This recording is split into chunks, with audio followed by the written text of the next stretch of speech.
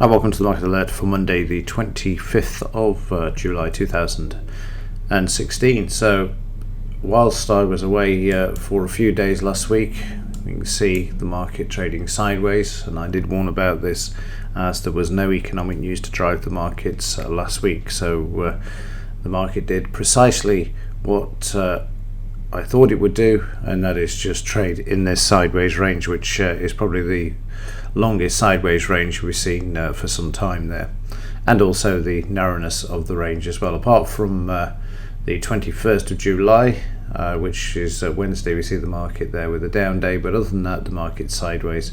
The volume has more or less disappeared off the chart. There is no professional buying. There is nothing to support this market at these levels. Also, we had a new record low in implied volatility, which I will come to in just a moment. But Friday's trades, I was back on Thursday evening. Friday was the first time back at the desk, and we had a couple of trades, one down and one up there. So the first one, we just mark this up. You can see the market moving lower, failing to take out convincingly the 18,500 level, just filling the trade and then reversing with a buy signal there, which we can see there. So that takes the trade out there with a 24 point loss, and then we see the market moving higher, trading up towards the 18,550 level. If you just go to the real-time chart, you can see how the market moved higher, and at one point we managed to get around 30 points profit in this as the market headed back towards that line. And I was waiting for the market to get back to that point, but it failed to do so, and as prices moved higher, I just kept moving the stop, but eventually the market coming back and taking out the trade there. I didn't move it on this bar here. Again, I was just giving it a bit of breathing space to see if it would actually move higher, but it didn't, and it came back and took me out. But normally I would move as we have the rising lows, but on this occasion I just wanted to see if it would break this. But it just goes to show how quiet the markets were during last week. And again, if we just have a look at the daily chart, you can see how quiet things have actually been. The good news is that this week we see a lot more economic news, in particularly from tomorrow, and again I'll bring that up for you in just a moment. But today we've got nothing. Once again, we've got the German info business climate that's out today at 9 a.m, but there is absolutely nothing for this afternoon. However, things start to warm up a bit on the news front from tomorrow. We've got consumer confidence and new home sales.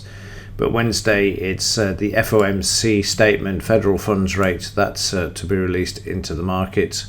And then we've got advanced GDP as well on Friday. So there are one or two news items that could move the markets, but nothing really until we get into Wednesday. And again, of course, the lead up to this also doesn't help either, because the market tends to be very quiet, waiting to see what the Fed has to say. So again, unless something of a geopolitical nature comes out of nowhere, we can expect more of what we saw last week. It's just the way things are at the moment. There's nothing we can do about it. We just have to sit through the quiet times there.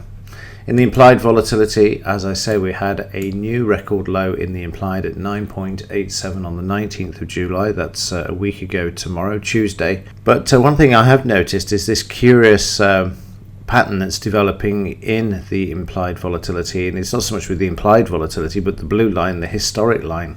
If you actually look at this, you can see it's horizontal. And yet, in any other time where the implied volatility has come down, this has actually tracked it, or where it's been sideways, it's tracked it.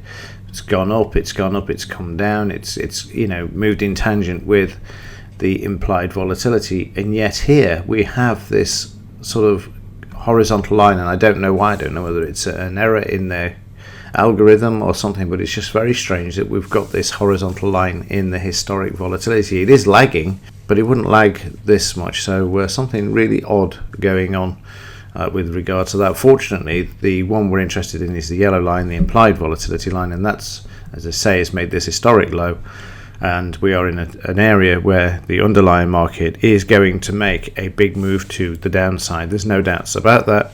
I just can't give you the date in which it's going to actually do it, but we are forewarned here that something is actually coming. So that's about it, really. There's not a lot more I can say other than we've got the situation at the moment where the market is incredibly quiet. It's waiting for something to happen in order to move it.